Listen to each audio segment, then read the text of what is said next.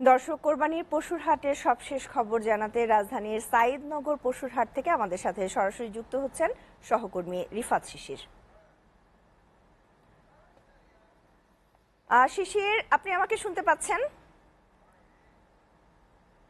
শিশির, কোরবানির হাটে শেষ মুহূর্তের বেচাকেনা কেমন দেখছেন?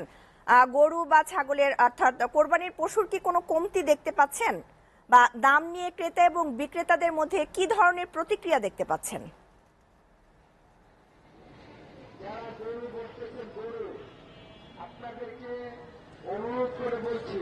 শ্যামলী, আপনি আপনার প্রশ্নটা পুরোপুরি বুঝতে পারিনি যান্ত্রিক ত্রুটির কারণে। আমি আপনাকে সার্বিক হাটের চিত্রটা একটু জানানোর চেষ্টা করছি যে আজ রাত পেরোলেই কিন্তু কাল ঈদুল আজহা, এবং যেহেতু আজকে শেষ রাত, সেই জায়গা থেকে কিন্তু গরুর হাটে আসলে যেমনটা হওয়ার কথা ছিল, অধিক সংখ্যক ক্রেতা থাকার কথা ছিল, তেমন ক্রেতা দেখা যাচ্ছে না হাটে। আপনি জানেন যে দুই সিটিতে 20টি হাট বসেছে এবার ঈদে, এবং সেই হাটগুলোর আমি এই মুহূর্তে ঢাকা উত্তর সিটির সাঈদনগর হাটে আছে, এবং আশপাশের কয়েকটি হাট আমি ঘুরে দেখে এসেছি।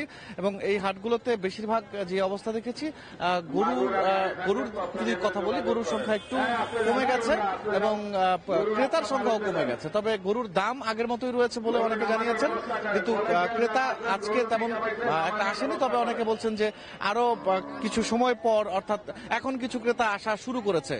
এবং গরুর চাহিদার কথা যদি বলতে চাই, বিশেষ করে বড় গরুর যে চাহিদা ছিল, সেই চাহিদা কিন্তু এখন আর নেই।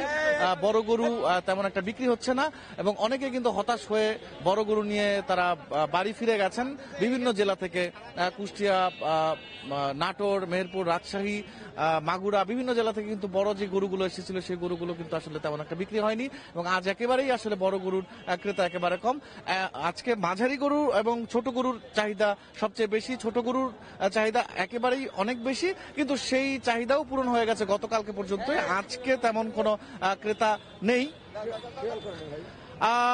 দেখছেন যে অনেক গরু আছে, এখনো অনেক গরু আসছে, কিন্তু আমি অনেক বিক্রেতাদের সাথে কথা বলেছি, তারা আসলে বলছে যে আসলে ক্রেতার সংখ্যা কম, ক্রেতা নেই বললেই চলে।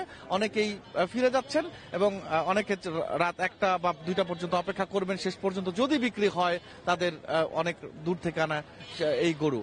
আর আমি সাঈদনগর হাটের যে পরিস্থিতি দেখেছি, এই পরিস্থিতিতে এখানে আইন শৃঙ্খলা বাহিনী থেকে শুরু করে ইজারাদার যিনি রয়েছেন, তার তত্ত্বাবধানে ভলেন্টিয়ার সহ তারা অনেক শৃঙ্খলা মতোই কাজ করেছেন। আমি পুরো হাট ঘুরে দেখেছি যে একটি সুন্দর শৃঙ্খলার মধ্য দিয়েই এই হাটে বেচা কিনা চলছে।